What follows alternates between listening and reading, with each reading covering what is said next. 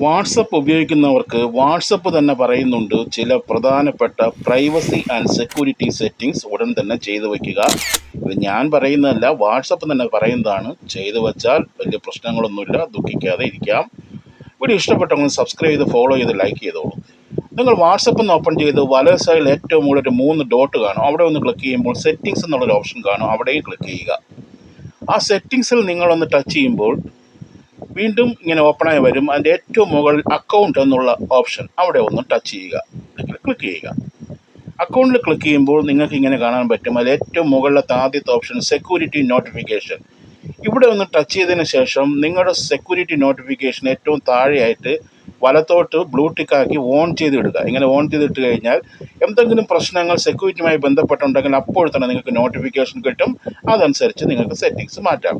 ഇനി രണ്ടാമത്തെ ഓപ്ഷൻ എന്ന് പറയുന്നത് ഇമെയിൽ അഡ്രസ്സ് എന്ന് കാണുന്നില്ലേ, അവിടെ ഒന്ന് ക്ലിക്ക് ചെയ്യുക. ഇമെയിൽ അഡ്രസ്സ് ഒരു പുതിയ അപ്ഡേറ്റ് ആണ് വാട്സപ്പിൻ്റെ.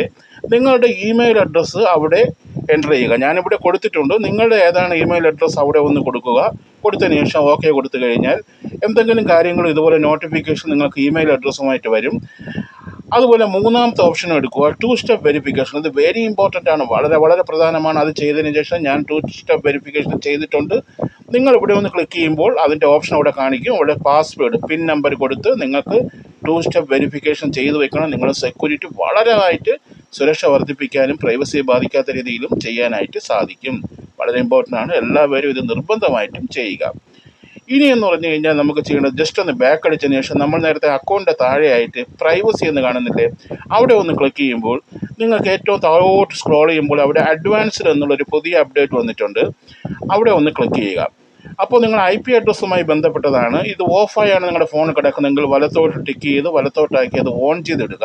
ഇങ്ങനെ ചെയ്ത് കഴിഞ്ഞാൽ നിങ്ങളുടെ വീഡിയോ കോൾ അല്ലെങ്കിൽ ഓഡിയോ കോളൊക്കെ നിങ്ങൾ ചെയ്യുമ്പോൾ, നമ്മളെപ്പോഴും ചെയ്യാറുണ്ട്, അത് ചെയ്യുമ്പോൾ നിങ്ങളുടെ IP അഡ്രസ്സ് മുഖേന ആരെങ്കിലും നിങ്ങളെ ഹാക്ക് ചെയ്യാനോ നിങ്ങൾ സംസാരിക്കുന്നതോ വീഡിയോയിൽ കാണുന്നതൊക്കെ മറ്റുള്ളവർക്ക് റെക്കോർഡ് ചെയ്യാനോ ഹാക്ക് ചെയ്യാനോ പറ്റത്തില്ല.